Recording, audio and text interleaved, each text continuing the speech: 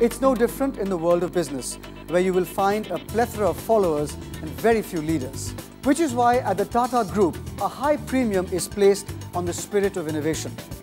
The Tata Group Innovation Forum is a body that connects and networks all Tata companies to share thought and ideas in a bid to keep the spirit of innovativeness alive and kicking.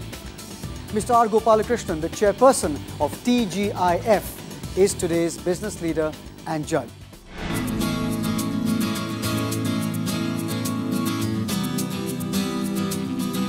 The driving force behind an innovative work culture at the Tatas, R. Gopalakrishnan, who's the chairman of Tata Group Innovation Forum, has not only been a great leader of the organization, but also a motivator in many ways. R. Gopalakrishnan, who has published books like Learning What Is Not Taught and The Bonsai Manager, is also the chairman of Tata Autocom Systems, Rallis India and Adventist Therapeutics. He also holds the portfolio of Vice Chairman of Tata Chemicals and is also the Director of Tata Power and Tata Technologies. Mr. Gopalakrishnan, what motivated you to write the book, When the Penny Drops, Learning What's Not Taught? I realized as the years went by in my career that what you're taught in college is what anybody can learn. And what you really need to learn in life is what nobody teaches you. And who teaches you that? Yourself. It is self-awareness. Sure. It's looking within yourself. And although they say steel and diamond are very hard, knowing yourself is even harder.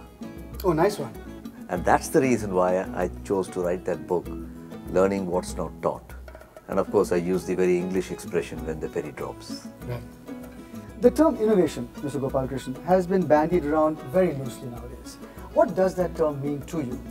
Rahul, you're right. Innovation is a term that's bandied around a lot. But innovation is the ability to deliver a customer experience to solve a problem that the customer has faced. It is not about invention, it is not about discovery, it's not about R&D, but delivering a promise. For example, the Bombay Dabbawala, who delivers a hot meal from a loving wife in Thane to the so-called hard-working husband in Flora Fountain, is following a very innovative system. So that's my definition of innovation. Anybody has any questions to ask of Mr. Gopalakrishnan, please? Yes, Bolo, Rajiv. So, Tata Group being a very old group, there are values and sanskars existing in Tata Group.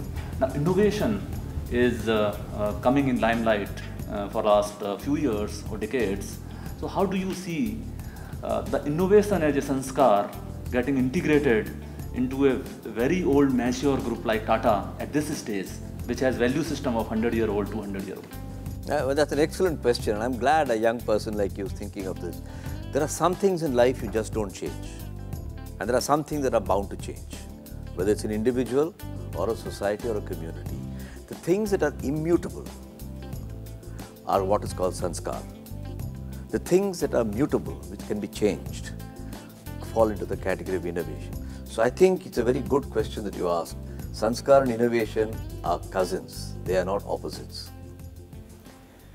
Yes, Tony. How do you say something is not making sense business-wise? How do you choose between, there are so many innovations, so many markets that you can, how do you actually say, no, we are not going into that? That is something which, as an entrepreneur, I need to know that. How does Tata do that? And you've been so successful, in timing yourself into the market so well. I want to take the metaphor of the world's most popular sport, which is football. The rule book in football is the thinnest. You can touch the ball with any part of your body other than your hands. And that's why everybody enjoys watching it. Tata also follows a very simple rule book. It tells people, is this business good for our society? Second, is it good for the Tata shareholders? Third, is there something distinctive that we can do which others can't? If the answer to all three is yes, we do the business. If the answer to even one of them is no, we don't do the business.